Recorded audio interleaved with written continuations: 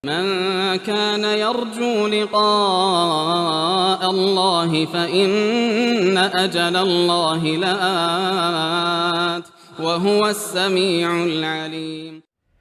Baik, di dalam surah Al-Maun ini kita petik beberapa pelajaran. Pelajaran yang pertama, perhatikan ya bahasa di dalam ayat ara'aital ladzi. Ya, tidakkah kamu memperhatikan, tidakkah kamu melihat? Ini bahasa di dalam khitab ya. Kadang orang itu ketika menyampaikan sesuatu dia perlu melihat, memperhatikan bahasa yang cocok. Karena itu dalam Al-Quran uslub pembahasan itu beraneka ragam. Baik, terdapat di dalam surah ini pentingnya mengingatkan akan hari akhirat dan tentang hisab. Itu kaidahnya terhadap orang yang berbuat dosa maksiat, pokoknya diingatkan akan hari hisab, hari kiamat.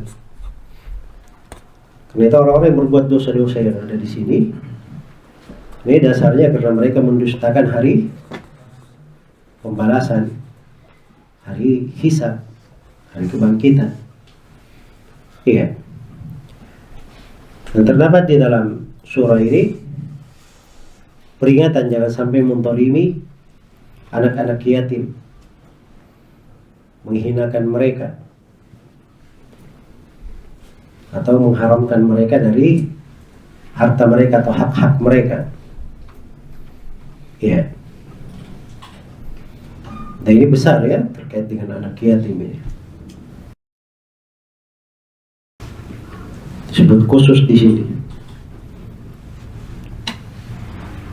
Kemudian di dalam surah ini juga terdapat anjuran untuk berbuat baik kepada orang-orang miskin,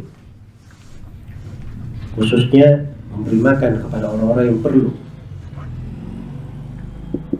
Nah itu penduduk neraka ketika ditanya, masalakakum fi saqar, kenapa kalian berada di dalam neraka saqar, neraka yang panas? Apa jawabannya? Qalu lam nakum minal musallin. Kata mereka, kami dulu tidak pernah sholat. Itu satu dulu jawabannya. Setelah itu apa lagi? Walam nakunu ta'imul miskin. Dan kami dulu tidak pernah memberi makan kepada orang miskin. Ya luar biasa sebenarnya itu, memberi makan kepada orang yang perlu. Itu luar biasa. Kalau seorang melihat misalnya ada orang yang perlu, dia tergerak langsung memberinya makan, maka itu dari amalan yang sangat besar. Nah itu di sini diperingatkan, jangan sampai diperingatkan agar seorang itu berhati-hati. Iya. Apalagi kalau dia larang, tidak pernah dianjurkan orang untuk memberi makan. Baik. Kemudian terdapat celaan bagi orang-orang sholat yang tidak khusyuk di dalam sholatnya. Celaan bagi orang sholat yang tidak khusyuk di dalam sholatnya, selalu lalai di dalam sholatnya atau riya pada saat sholat. Baik. Terdapat di dalam ayat anjuran untuk menunaikan sholat dengan khusyuk dan kehadiran hati. Jadi, kalau hatinya hadir, itu bukan orang lalai namanya. Karena itu dipuji orang yang beriman dengan sifat khusyuknya. Qad aflahal mu'minun alladzina hum fi salatihim khashi'un. Telah beruntung kaum mukminin, yaitu orang-orang yang khusyuk di dalam salatnya. Iya. Dan terdapat juga di dalam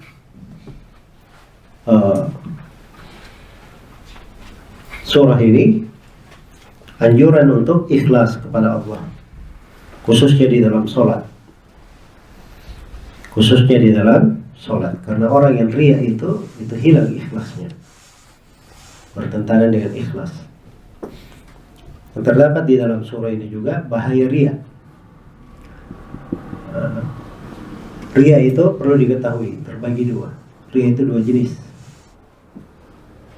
Ada riya yang sifatnya syirik akbar, mengeluarkan dari keislaman, dan ada riya yang sifatnya syirik asgar.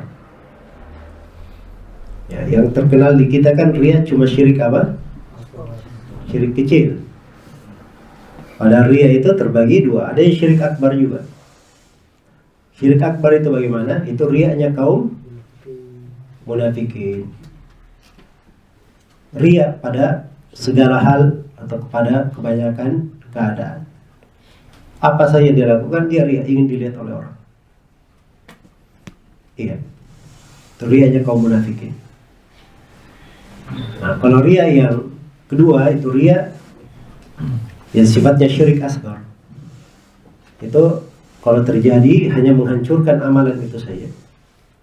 Misalnya seorang sholat, dia riya di sholatnya itu, maka di sholatnya itu aja yang batal, nggak diterima. Jelas ya? Ini terjadi pada hati yang tidak selalu mengontrol tentang niatnya. Baik. Dan terdapat di sini,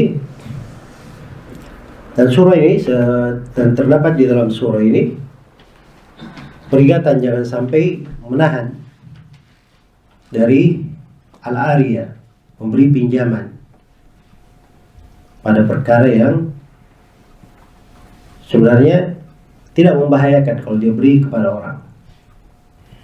Yaitu ariyah itu bedakan ya. Bahasa Arab itu agak sulit juga kalau di Indonesia kan ya. Ada bahasa-bahasa semuanya disebut pinjaman.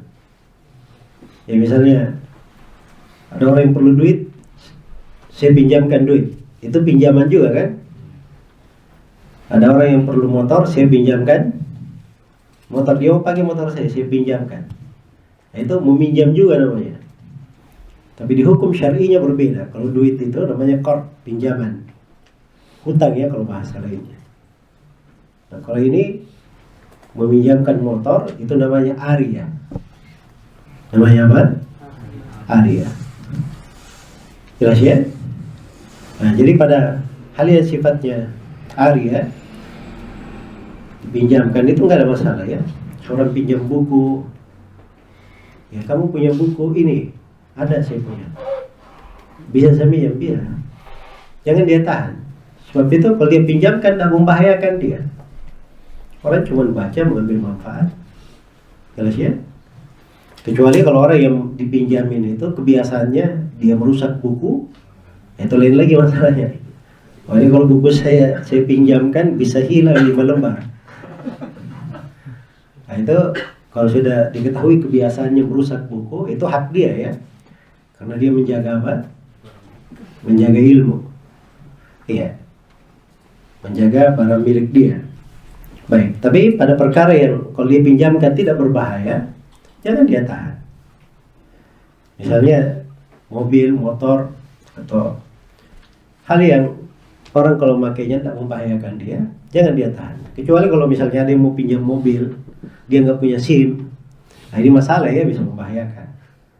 Atau biasanya ini bawa mobilnya ngebut, atau dia kurang ahli, nah itu alasan tidak meminjamkan. Tapi kalau tidak ada alasan sebenarnya, maka harusnya jangan dia menahan pada hal-hal yang seperti itu. Nah, ini kandungan surah ini secara umum, bahwa di dalam Islam itu kedermawanan, akhlak yang mulia dengan manusia itu dari perkara pokok yang dijaga. Perkara pokok yang dijaga dan dipelihara. Baik.